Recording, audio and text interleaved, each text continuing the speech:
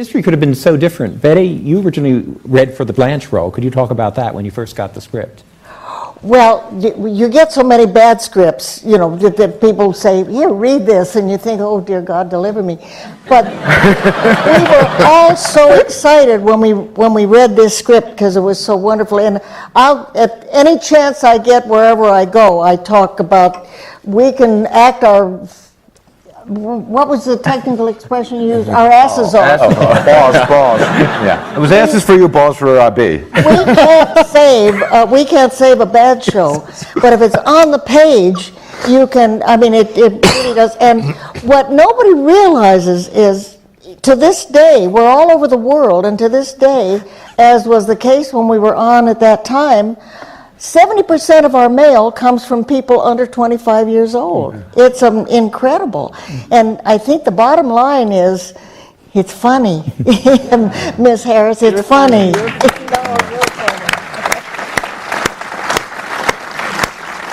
And could you talk about reading for both Rose and Blanche in the initial pilot? Didn't you think? Well, I had come off of the Mary Tyler Moore show playing the neighborhood nymphomaniac,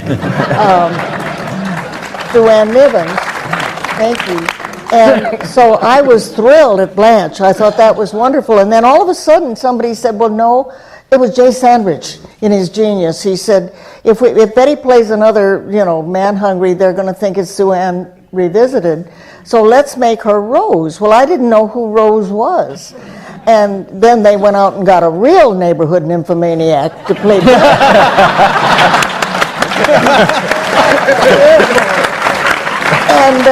But Susan said, well, Rose is somebody I like a lot. She's kind of a character that I really love. And Jay just put it in a capsule. He said, she never is sarcastic. She takes every word for the exact meaning of that word. She doesn't have any imagination. If you said I could eat a horse, she'd call the SPCA. It was one of those things. So I was thrilled to wind up with, and then this one took Blanche out into orbit where I never would have had the guts to go. Rue, did you see the possibilities of Blanche immediately when you read the pilot? When I read the pilot, I called my agent and I said, I knew this was a hit the minute it was delivered to my door. I could tell before I opened it. I just knew it. And then when I read it, I said, oh, I'm perfect for the role of Blanche. She said, well, they have Betty White in mind for that role. They want you to read Rose. And she said, Betty who?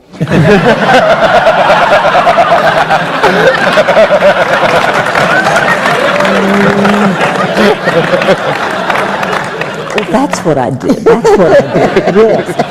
And I said, oh, well, I don't really have a handle on Rose, but I'll go do it. I want to be a part of this. So I was reading Rose for Jay Sandrich, obviously without my handle.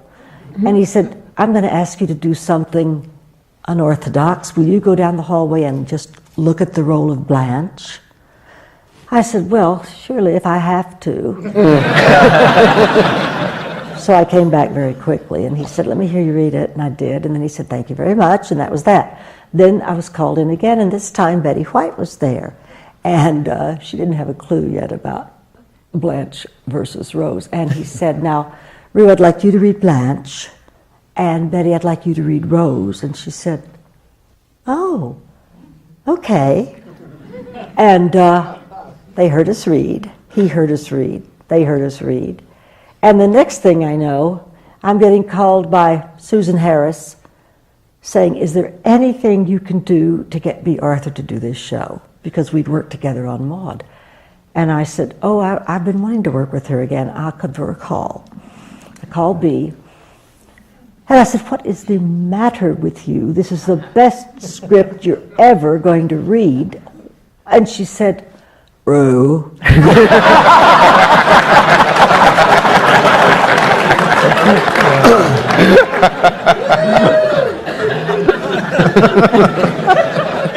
I'm not interested in doing Maude and Vivian meet Sue Ann Niven.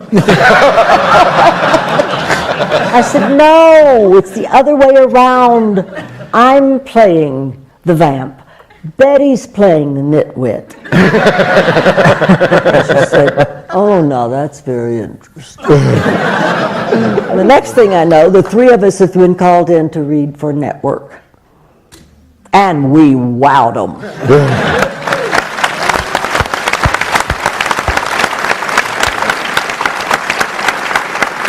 Oh, what a happy day. What a happy day that was. Oh, wasn't it? The fun of it was sitting around the table, where you read around the table with a lot of actors, and all of a sudden I'm sitting there with Rue and Bea, and you had to be very careful. When you'd read a line, you better be ready. You threw it over the net, and you better be ready because you were going to get it right back. That was the most exciting read-through I've ever sat through in my life. Really? Yes. Because we were so good? I was. You got to have a good straight guy. Terry, as a director, could you talk about the pilot, how it's hit a template? He's our fifth Golden Girl. Would you elaborate on that, please? Might be a lot of confusion around here. We would not have this same show if we didn't have our fifth Golden Girl. Thank you very much. Every week. We only got him for 4 years. We love her. Actually, I'm glad to have the opportunity to talk about the pilot because when I was living in London, I'd watch American television, I'd watch Mary Tyler Moore, and especially soap. I noticed the work of a certain person, and I said, God, if I had the opportunity to have that kind of material and those kind of actors, I'd like to think that's how I would do it. And I would check the credits all the time, and it was always the work of Jay Sandridge. And Jay did that pilot, which we saw, and he set a template, he set a rhythm and a pace and a dynamic, which I was very fortunate to be able to emulate. And I owe him a great debt of gratitude, and probably a great deal of money, but I'll settle for the gratitude.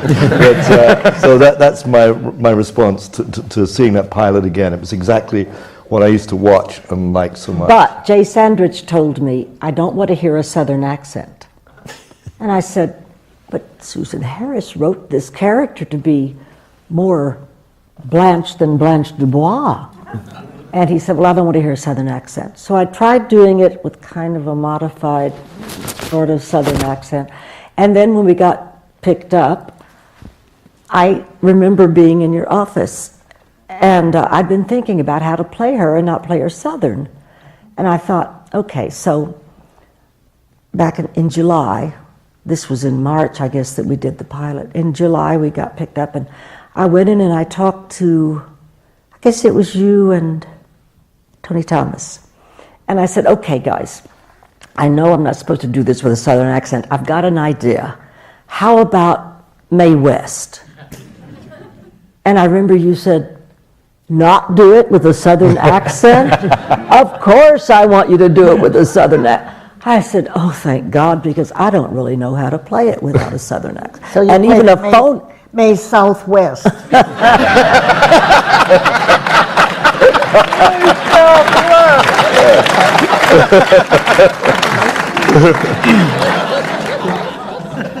So Jay Sandridge wasn't perfect, but he was really good. Listen, He wanted Betty to do it with a Dutch accent. He was crazy. Now, the question is, how did it get on the air? Obviously, it was a family had never been seen on television before. What was your negotiation with NBC that led to the pilot? Tony and I had taken a meeting with another writer on another concept altogether, which we thought was terrific, and they didn't. And they being Warren Littlefield and Perry Simon, and they said, you know, we had our affiliates convention in Miami, and Selma Diamond and one of the other actresses on one of their series did this thing where they thought Miami Vice was Miami, not Doris Roberts, and it was Miami Nice, and it was very funny. Is there anything about like retired people in Miami? And the writer we were with said, well, I'm not interested in writing old women. He's been out of the business a long time. And I said, I know someone really well who could just knock this out of the park. And that's how it started. And in terms of casting, was Estelle Getty in the mix in the beginning, or did you? She was the first one hired.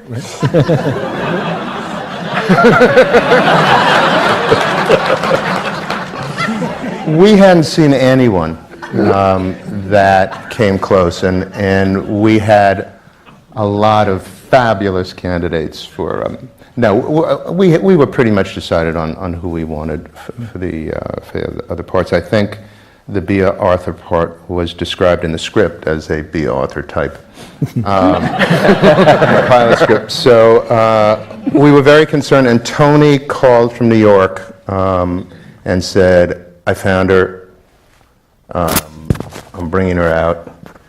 And a couple of days later, this little package walked into our offices, and it was done. Perfect person. Yeah. Absolutely. Really perfect. Yep. Mhm. Had you ever worked with her before, Betty or Rue? What, dear? Estelle Getty, had you ever worked with her before? No, I didn't. And matter of fact, being a California type, and I don't get to New York that often, I had not even seen her in Torch Song Trilogy, which was her big hit on Broadway. Have you ever? Yes, yes. I saw Torch Song in Los Angeles after she'd been touring for 4 years in it. And of course she had that part nailed.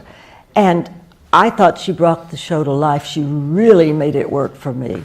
Only was in the third act. So when they cast her as Sophia, I thought they saw Torch Song Trilogy. They saw what I saw, and that's what I believed all these years. I didn't know that. Just go on believing it. It's a great story. I've even told that. It's never stopped her before. You know, whatever sounds good, she tells it as fact.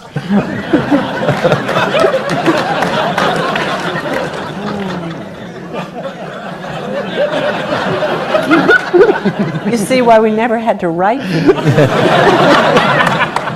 Well, people think we just made those words up, Susan. James alluded to the one character in the pilot, Coco the cook. Was he going to be a regular person? What happened to his role? We didn't know what gold we had found with these ladies, and there was just no room for him. It was hard enough in the 23 minutes we had every week to tell a story and give them material. And I mean, we just had a wealth of riches, and we didn't want to deprive him, and so we cut him out for that reason. It wasn't fair. He was a good actor. Oh, and it was heartbreaking because, you know, when you sweat out a pilot and you're so thrilled, and I think he was more as excited as all the rest of us, and then to discover that the part had been cut had to be, I had such guilt feelings about it, but so much of our interaction took place at that kitchen table, and it would have been altogether different had he been there. But to this day, there are people who see the pilot for the first time and say, was it because he was gay? So I always say he wasn't gay. Well, it gets into very complicated stuff, you know. And then along came Brokeback Mountain, so I don't have to explain anything. Well, you know, we just didn't need two cooks. And obviously, Sophia was going to be the Italian cook. It was obvious after she'd been hired and we all started working together with it. I think the network saw that too.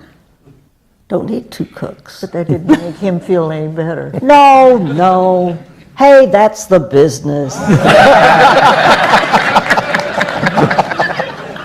Now I'd like to ask our writers, when did you join? We were lucky. staff? We got on, much later. All of us came out on the 5th season, so we're just here really to pay homage. I just came here to get my pictures taken with the girls again.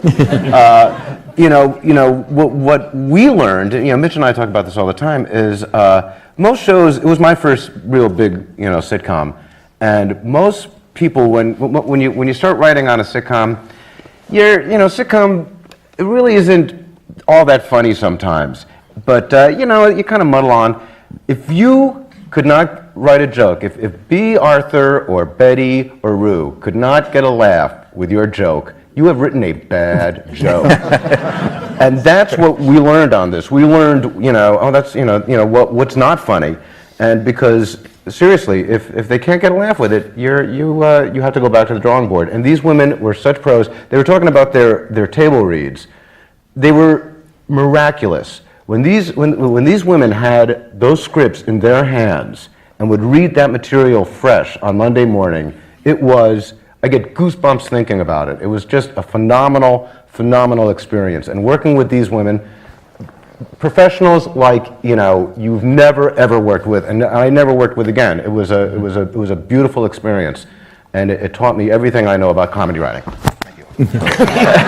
Also, there was a great deal of trust that grew up between the writers and the actors and myself as a conduit between the two. And if something wasn't working on the stage, and I called up and said, "This scene isn't working. You might want to look at it before run through." Yeah. They didn't question. Well, let us see it, which is what you usually hear, let us see it. Now they said, well, if you and the ladies can't make it work, we better start looking at it now. And that saved so much time, and that trust and that bond worked really well for us, I think. I only got one call once from Betty asking for a new line once. It wasn't even a new line. She goes, it was the mayor of St. Olaf. And she was like, in a real sweet, syrupy, "Hello, dear, it's Betty. Could I have a name for the mayor of St. Olaf?" And I went, Handentil. Handentil. Mayor Well, she didn't like it either.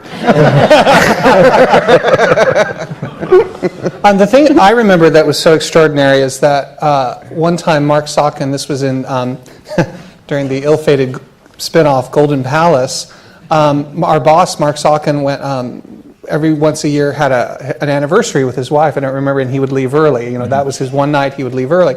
And so it was a tape night, and Mitch and my ex-writing partner Jamie and I were left in charge, which was just terrifying. And so we had a line in a scene that wasn't working, and I remember I went down and I had a couple of options for a joke. And I said to Betty, well, we could do this one or this one. What do you think? And Betty White said, "Oh, honey, that's your job. You decide." It don't work that way on my show. Yeah.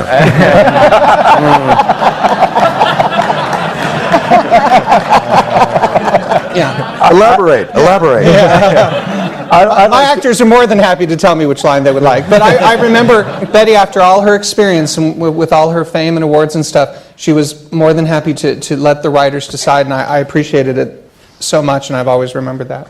I'd like to ask Susan a question, if it's apocryphal, that I believe before I joined in the first few shows, there was a show that wasn't working quite well, and you were getting on a plane to go to New York, and you wrote a scene on the plane and phoned it back in, and that became the cheesecake scene. Is that cheesecake scene? The first cheesecake scene, which is the same scene that we went and did at the Royal Variety Performance when we went over to London. I did write a scene on a plane. I don't know if it was cheesecake, though. No, it was the mirror. Yeah, but it was all around the table with Was it the cheesecake. mirror? It was a cheesecake scene. Yeah. It's what I it came to remember call those cheesecake scenes. The first show of the second season wasn't, and y'all were responsible, I'm so glad to say, wasn't so funny as it needed to be. I wrote that one. Now, wait a minute. The one I'm talking about is when you came in and rewrote that second scene in the kitchen where we're talking about looking in the mirror. That was the first season. Right. That was the first season. Oh, was that the first? It was before I got there. So it was the second show of the first season? Is that what it was?